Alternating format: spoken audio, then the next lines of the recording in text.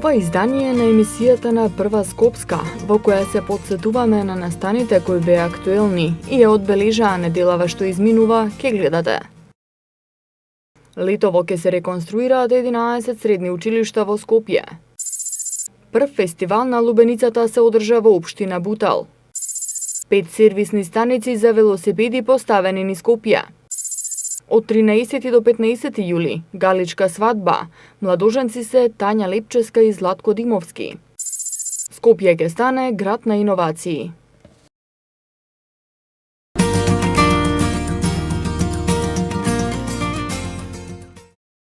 Управата за финансиска полиција до основното јавно обвинителство поднесе кривична пријава против поранешниот градоначалник на општина Центар, поранешниот секретар во општината и вработен во секторот за уредување на градежно земјиште, поради постоење на основано сомнение дека сториле кривично дело, несовесно работење во службата. Директорот на Управата за финансиска полиција Арафат Муареми рече дека по неколку месечни истражни действија, прибирање и подкрепување на докази, управата успешно го реши случајот што се однесува на изведување градежни работи на пешачкиот мост на реката Вардар Око.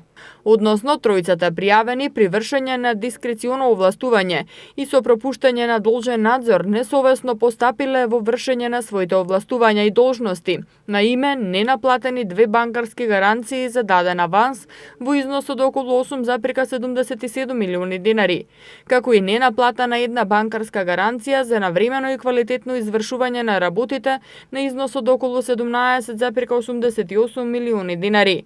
Со тоа пријавените го оштетиле буџетот на општина Центар во вкупен износ од 26 милиони 653 илјади денари.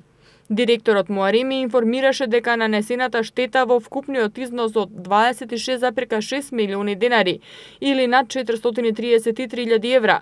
Пријавените лица се согласиле да ја надоместат во целост и парите се вратени на сметка на општината на 30 јуни оваа година. Нанесената штета во вкупен износ од 26 милиони 653.424 денари или приближно 433.000 евра.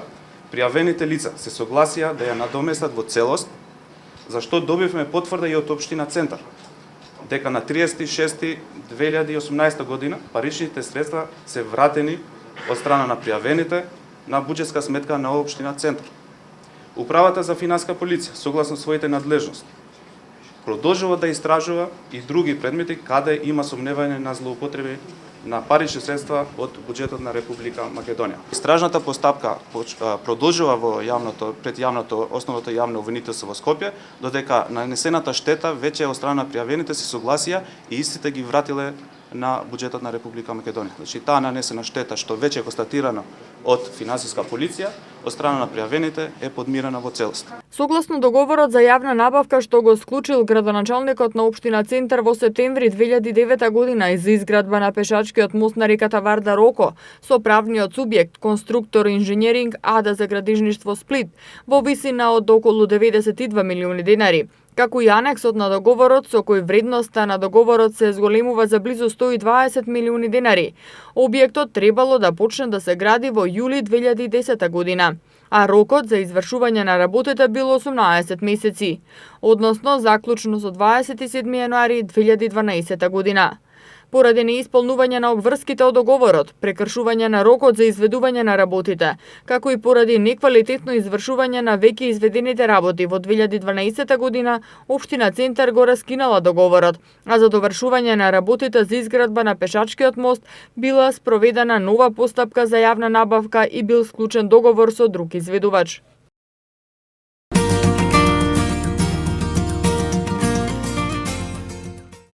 Денеска започна реконструкцијата на средните училишта во Скопје. Акцијата за обнова на училиштата стартуваше од гимназијата Кочо Рацин, од каде што скопскиот градоначалник Петре Шилегов најави дека во проектот за реконструкција спаѓаат и училиштата Димитар Влахов, Јосип Броз Тито, Урце Николов, Кочо Рацин, Никола Карев, Боро Петрушевски, Здравко Цветковски, Панче Арсовски, Сарај, каде што е планирано да биде променета фасадата со цел училиштата да станат енергетски ефикасни. Градот Скопје во текот на летниот распуст започнува со голема реконструкција на 11 средни училишта во нашиот град. Ние мислиме на загадувањето и во летниот период и перманентна и константна е нашата работа. Решаваме еколошки проблеми во текот на летото за да немаме многу проблеми во текот на зимата. Еден од овие проекти е и решавањето на енергетската ефикасност на објектите кои што се под надлежност на нашиот град, како што се средните училишта. Во останатите средни училишта во Скопје ќе биде извршена целосна реконструкција на внатрешноста и замена на столаријата, онаму каде што е потребно, а исто така при крај е постапката за целосна реконструкција на средните училишта Марија Кири Склодовска и Цветан Димов. Целокупната вредност на овој зафат кој што го води градот изнесува над 60 милиони денари. Во овој момент на крај е постапката за целосна реконструкција на средните училишта Цветан Димов и Марија Кири Склодовска, каде што ќе извршиме целосна реконструкција и именување на ликот на тие средни училишта. Овие градежни зафати кои што ги вршиме во исто време во сите средни училишта ги прави достапни за децата со посебни потреби. Внатре во тоалетните чворови изработуваме посебни тоалети за овие деца. Покрај реконструкцијата, Шилегов најави и комплетно нова училишна зграда за гимназијата Кочо Рацин, но откако ќе се стабилизира финансиската состојба во градот. Конечно, вниманието е светено. Кон нас, значи, досега некако бивме помалку занемарени. Да, имаме доставено проект, меѓутоа, пак ќе кажам, со оглед на подобрување прво на условите, а потоа здравје Боже понатаму и доколку со финансиите се овозможи ново училиште, бидејќи сепак е ова едно училиште, средно училиште во оваа општина.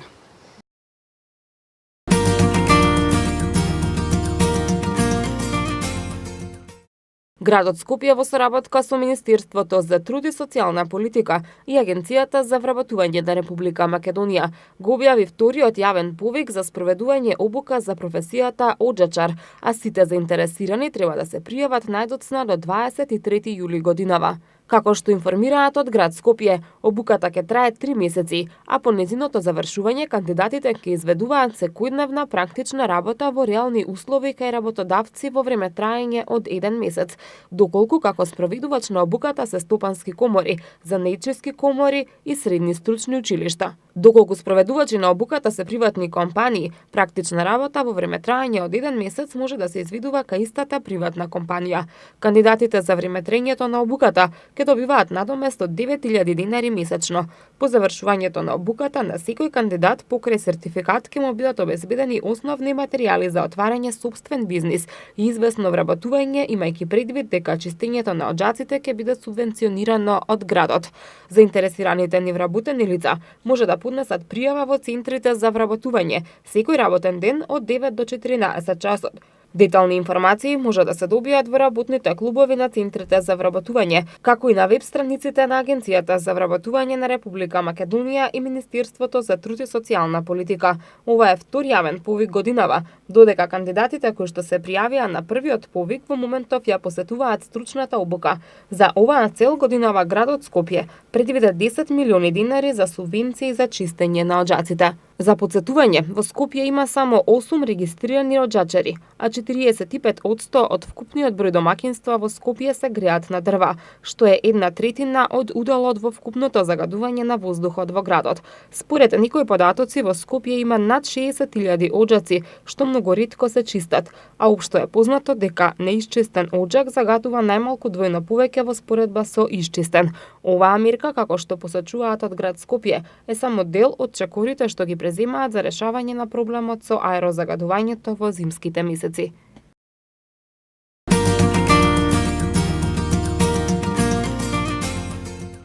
Македонската, а пред се скопската јавност, деновиве е заинтригирана од информациите за изградба на приватен центар за странци, односно мигрантски кампови во Скопски Карпош. И додека власта и опозицијата и понатаму се припукуваат и даваат различни информации, граѓаните се уште не знаат кому да веруваат. Од една страна, постојат документи кои покажуваат дека Агенцијата за планирање на просторот до повеќе државни институции испратила барање за податоци и информации во врска со изградба на приватен центар за странци. Барањето е испратено до општина Карпош, до град Скопје, до Министерствата за транспорт и врски, за внатрешни работи, за култура, Агенцијата за катастар, МЕПСО и Евана.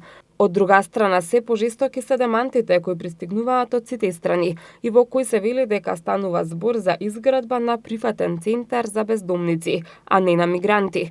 Од општина Карпош, каде што треба да се гради приватниот центар, велат дека општината нема примено никаков допис во вид на барање информации и податоци за доставување државно-урбанистичко планска документација за приватен центар за странци во Бардовци од страна на Агенцијата за планирање на просторот. Целосно ги демонтираме информациите кои се пласираа во медиумите дека ваков приватен центар ќе се гради во Бардовци. Општина Карпош исклучиво обстојува на определбата за плански развој на локалната самоуправа, а приватниот центар за странци не е дел од планот за развој на Бардовци или на било кој друг дел од Карпош, се вели во демантот од општина Карпош. За одговор се обративме и кај градоначалникот на град Скопје Петре Шилегов, кој децидно ги отфрла тврдењата дека во Карпош ќе се гради камп за мигранти, иако сепак потврдува дека објект ќе се гради, но за бездомници. ДПМН-ето и дел од медиумите ги бегалски кампови во Република Македонија градат последниве 2 години во моментот кога криминалното раководство на таа партија почна да го губи тлото под ногата, под нозете, со цел да себе си се спаси од затворските казни и да направи хаос и страв помеѓу народот. Во градот Скопје има 452 бездомни лица. Капацитетот во Бизбегово во моментов може да згрижи околу 80 од нив. Заедно со Министерството за труд и социјална политика работиме на зголемување на тој капацитет. Тоа е нешто во што ние како град и Министерството за труд и социјална политика партиципираме. Да дадеме можност на нашите сограѓани кои што животот ги однел таму да останат бездомници. Секој човек треба да биде помаган. Очекувам дека граѓаните, очекувам дека оваа човечка димензија нема да биде злоупотребувана за политички дневни спинови. Тоа значи дека во Визбегово ќе го прошириме капацитетот за бездомни лица.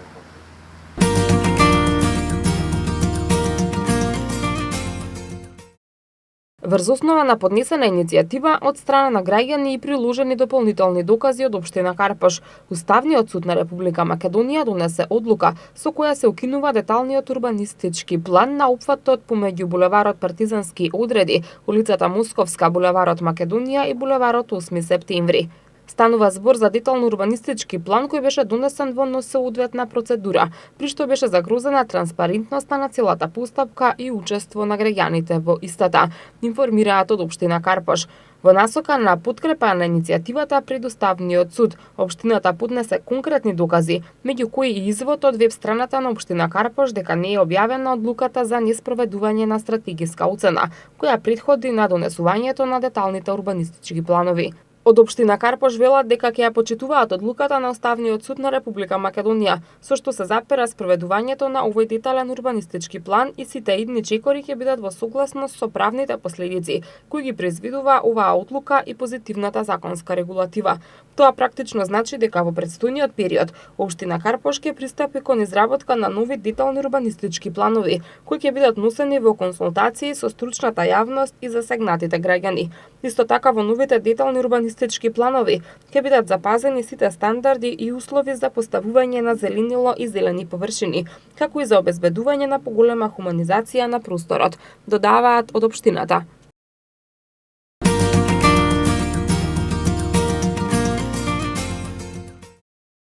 Екипи на јавните предпријатија, паркови и зеленило и комунална хигиена започнаа со расчистување на високите треви, живеалиштата, како и ботаничката градина во зоолошката градина, а се чистат и пешачките патеки од плевел и отпадоци.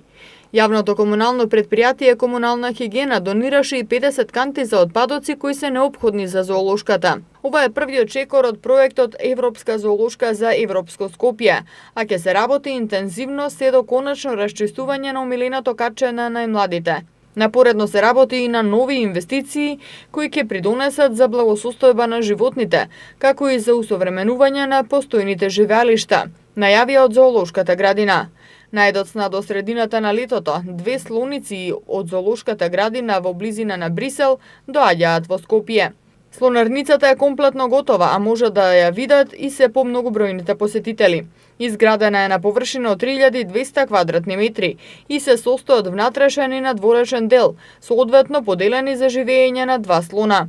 Внатрешното живеалиште е составено од повеќе делови, како дел за хранење и спиење, дел за наблюдување, дел за посетители. Поставени се специјални прегради во делот каде што се чистат ушите на слоновите и ноктите.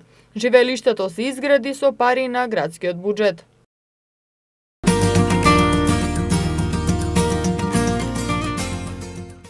Град Скопје и Стопанска банка денеска ги промовираа 5 станици за поправка на велосипеди, кои ќе им овозможат на велосипедистите доколку имаат потреба да извршат мали интервенции на своите велосипеди. Локациите на сервисните станици се внимателно одбрани за да бидат на места каде што има поголема фреквенција на велосипедски сообраќај и на позиции каде што веќе постои 24-часовен видеонадзор, со цел да се заштитат станиците од намерно предизвикани штети. Сервисните станици за велосипеди се поставени на бензинските станици Макпетрол, на булевар Партизански одреди кај раскрсницата со булевар 8 септември, кај транспортниот центар и на излазот на Скопје кај автокоманда, на бензинската Окта на булевар Србија и пред инфоцентарот на град Скопје во градски парк. Портпаролот на град Скопје Валјон Салиху истакна дека градот посветено работи на обезбедување инфраструктура за велосипедистите, како и на стимулирање на граѓаните што почесто да го користат велосипедот како превозно средство. Намалувањето на сообраќајниот метеж, а со тоа и намалувањето на загадувањето на воздухот се предизвици со кои се соочуваат сите поголеми градови во светот. Од овие причини град Скопје посветува големо внимание на активностите кои придонесуваат за постигнување на одржлива урбана мобилност во сообраќајот. Во таа насока сакам да се заблагодарам за поддршката на Стопанска банка АД Скопје, кој со својата донација од 5 станици за поправка на велосипеди преку проектот Вози право, вози здраво, директно придонесуваат за развојот на велосипедската култура во град Скопје. Град Скопје посветено работи на директно потикнување на граѓаните да ги користат велосипедите како алтернативен транспорт на моторниот сообраќај во густо населените урбани средини во градот. Од град Скопје информираат дека досега се поставени над 1800 столпчиња, обезбедени се 2700 метри простор за слободно движење на пешаците и велосипедистите. Годинава се исплатени субвенциите за набавка на велосипеди на 3131 граѓанин, а во рамки на редовните активности на градот се вршат реконструкции и се одржуваат постојните, но и се градат нови велосипедски патеки.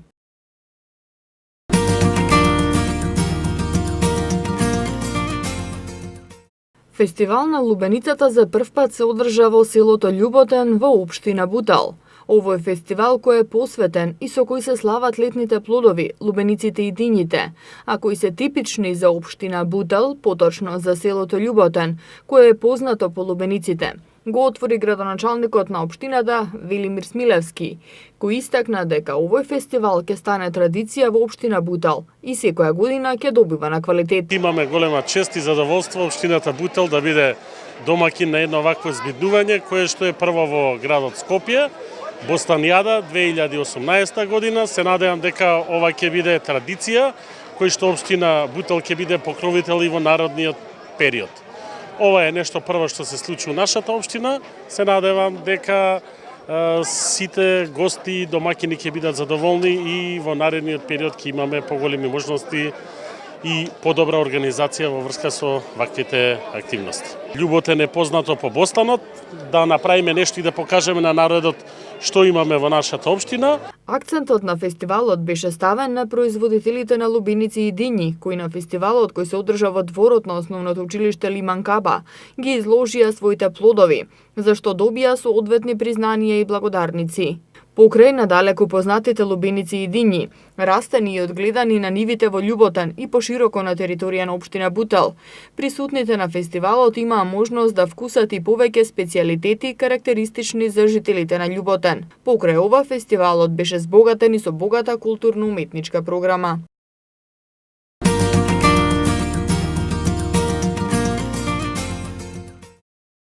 Тања Липчевска и Златко Димовски се младуженци на годинишното 45-то издание на Галичката свадба, што ќе се одржи од 13 до 15 јули во преубавиот амбиент на селото Галичник на Бистра планина. Председателот на местната заедница Галичник Александар Костич, кој е организатор на манифестацијата, потсети на големината на овој не секојдневен, а традиционален настан. Рече дека се горди што галичката свадба од Агенцијата за поддршка на туризмот е прогласена за најуспешна туристичка манифестација за минатата година, а од New York Times и National Geographic добиле награда за најтрадиционален свадбен фестивал во Европа. Овие признанија се само уште една причина галичката свадба да продолжи да го негува македонското културно богатство и да биде негов промотор во целиот свет. Годинава за прв пат од сите локации каде што се одржува галичката свадба ќе имаме лайв стрим, тоест пренос во живо, кој ќе се емитува на LED дисплеј кој ќе биде поставен во центарот на Галичник, на платото на чешмата Упија, како исто така ќе биде емитуван и на социјални мрежи. Венчавањето што ќе се одржи во црквата Свети Петар и Павле ќе го направат монасите од Бигорскиот манастир и монахињите од манастирот Рајчица. Посетителите кои нема да имаат обезбедено сместување, затоа што во Галичник се ограничени сместувачките капацитети, ќе имаат можност на локациите на така наречената селска ливада да постават шатори. 29-годишната Липческа изјави дека е особено среќна што е избрана за невеста, затоа што и самата учествувала во оваа манифестација од својата 5-та година и ја смета за најавтентична и најтрадиционална свадба на сите простори. Избрани биле во конкуренција од 4 пара. Сум била горда, сега сум горда и ќе бидам секогаш горда и чест ми е што оваа година јас сум галичката невеста. Ова е најавтентичната, најтрадиционалната свадба не само во Македонија, туку верувам и пошироко, значи не Балканот, Европа, мислам дека на сите простори. Ова е нешто што треба да се зачува. Ова за мене представува нешто што не знам како да го опишам, значи тоа е желба што се доживува само ако сте таму. Димовски пак вели добро се подготвил и ги научил свадбарските обичаи кои се карактеристични за галичката свадба. Двајцата работат во приватни компании и живеат во Скопје. Голема чест и задоволство ми е што ќе видам 45-тиот галички зет на една од најголемите македонски манифестации, далеку позната не само во Македонија и ширум светот. Така да и пред да бев со Тања имам и знам за галичката свадба, од као што со неа веќе ги научив и сите обичаи, традиции. Свадбарските обичаи ќе започнат во сабота на 14 јули со поставување на свадбарското знаме, а судбоносното да ќе го кажат во храмот Свети Апостол Петар и Павле в недела. Посетителите ќе можат да проследат над 30 обичаи кои што ќе се изведуваат за време на свадбарските денови. На манифестацијата учество ќе земат околу 100 статисти, обличени во автентични галички носии, културно-уметнички друштва со околу 30 учесници, конјаница и коњи со техничка поддршка, односно вкупно околу 250 луѓе. Со галичката свадба започнува и галичкото културно лето, кое официјално ќе биде отворено на 13 јули на платото пред чешмата Упија со настап на Владко Стефановски и оперската певица Весна Гиновска-Илкова и групите Тоа е тоа и Band Off.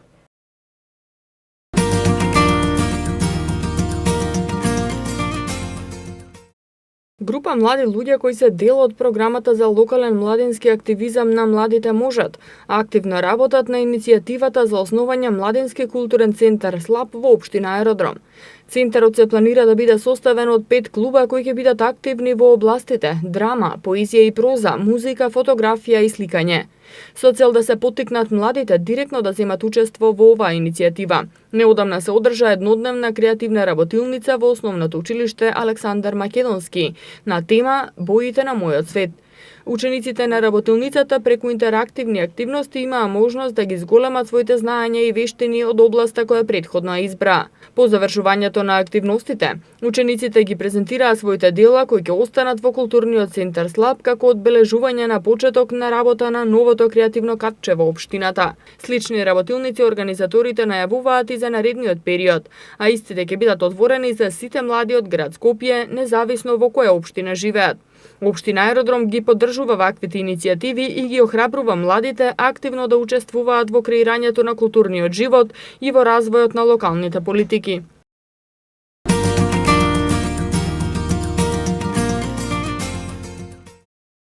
Во изминатите 2 месеца во Скопје и околината во рамки на акцијата на Екон Електрони Екоцентар 97 собрани се над 16 тони отпад од електрични и електронски уреди од околу 200 домаќинства. Во рамки на акцијата од едно семејство во просек биле подигнати по околу 80 килограми електрични и електронски уреди. Организаторите апелираат за подигање на свеста за значењето уредите да бидат соодветно депонирани и подготвени за рециклирање. Целта на акцијата е заштита на животната средина од опасност и штетен отпад и придонес за локалниот економски развој преку ангажирање на ресурси и персонал за собирање и на тамошно постапување со опасниот материјал од овие уреди. Граѓаните и правните лица можат во секое време и по завршувањето на оваа акција преку веб страницата econelektron.mk да договорат бесплатно подигнување на неупотребуваниот и погабаритен електричен или електронски апарат од нивните домови или фирми. Исто така продолжуваат и одделните акции преку кои граѓаните за пријавените или донесени стари уреди ќе можат да добијат ваучер или попуст при купување на нови производи.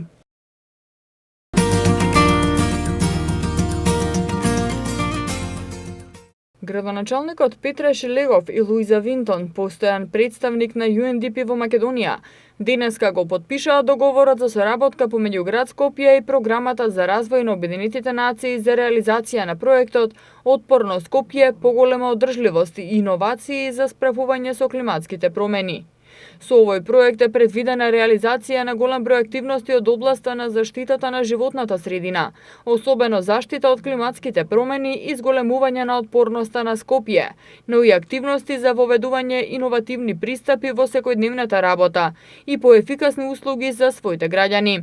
Градоначалникот Шелегов додаде дека дел од определбите на овој договор се преземање на конкретни активности за подобрување на квалитетот на воздухот и водата, но и зафати за подобрување на зеленилото во градот. Соработката со UNDP ја продлабочуваме, ќе работиме целосно на стекнување искуства и податоци кои што ќе можат или ќе придонесат да градот, градската администрација, општинските администрации во градот, државните органи, меѓутоа и граѓаните да можат или да превземаме активности кои што значително ќе придонесат кон зачистување на животната средина, меѓутоа и кон подобрување на состојбата со амбиенталниот воздух, особено во зимските услови. Дел од проектот, односно што го подпишавме денеска, договорот што го подпишавме со UNDP, подразбира и иновациите да бидат инклузивни, што значи размислувањата во форма на еколошки билборди или зелени кули да бидат дел како пилот програма со цел да добиеме податоци за да знаеме дали градот посериозно треба да влезе во имплементација на таков тип иновативни решенија. Целта на проектот и на градот е преку интензивно зазеленување на делови од градот да се надомести изгубеното зеленило, како и на дополнување на оние локации каде што истото постои. Оваа година градот Скопје има предвидено засадување на 10.000 нови висококвалитетни листопадни, како и над 2.000 зимзелени садници на територија на Скопје, а се преземаат конкретни активности за изградба на зелен кров на градскиот трговски центар и за зеленување на калето со специфични садници. Постојниот представник на UNDP во Македонија, Луиза Винтон, изјави дека со овој договор се продолжува и интензивира соработката со градот Скопје, која изминативе неколку години резултира со изработка на поголем број студии и стратегии, како и отворање на Центар за иновации на град Скопје, Скопје Лаб. Договорот за соработка е за период од 18 месеци, а неговата вредност е $720,000. So the agreement that we signed today with the mayor of the city of Skopje. Договорот кој што го потпишавме денеска со градот Скопје, со градоначалникот на град Скопје, е продолжување на едно многу продуктивно партнерство кој што нашата организација го има со градот и кој што се спроведува веќе неколку години. И како што кажува самото име на проектот Отпорно Скопје, идејата е да се зголеми отпорноста на градот и тоа во две насоки. Прво да се подобри отпорноста пред поплавите и загадувањето на воздухот, кои што се еколошки, да речеме, закани за граѓаните, меѓутоа исто така да се подобри начинот на кој што градот дава услуги кон своите корисници, а тоа се повторна граѓанство. лаѓањето. Активностите во самиот проект ќе се спроведуваат во две насоки. Првата насока е за подобрување на еколошката одржливост на градот и ќе продолжиме на начин на кој што работевме и до сега. Значи ќе работиме со научни истражувања, а потоа резултатите од тие научни истражувања ќе ги применуваме преку пилот проекти со кои што ќе можеме да тестираме и да видиме колку навистина успеваме да влијаеме за подобра еколошка одржливост.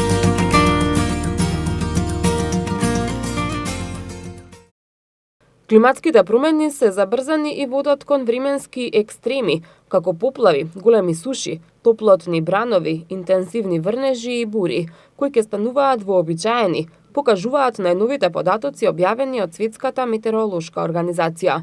Ваквите појави се очекува да имаат поголеми социоекономски и развојни последици на целата планета. И во Македонија, средната годишна температура на воздухот во последните 20 години била постојано во пораст, додека во однос на режимот на врнежи постои генерален тренд на опаѓање на количеството на врнежи. Според резултатите добиени од користење на неколку климатски модели со различни сценарија на климатска чувствителност, добиени се проекции за промена на климата во Македонија.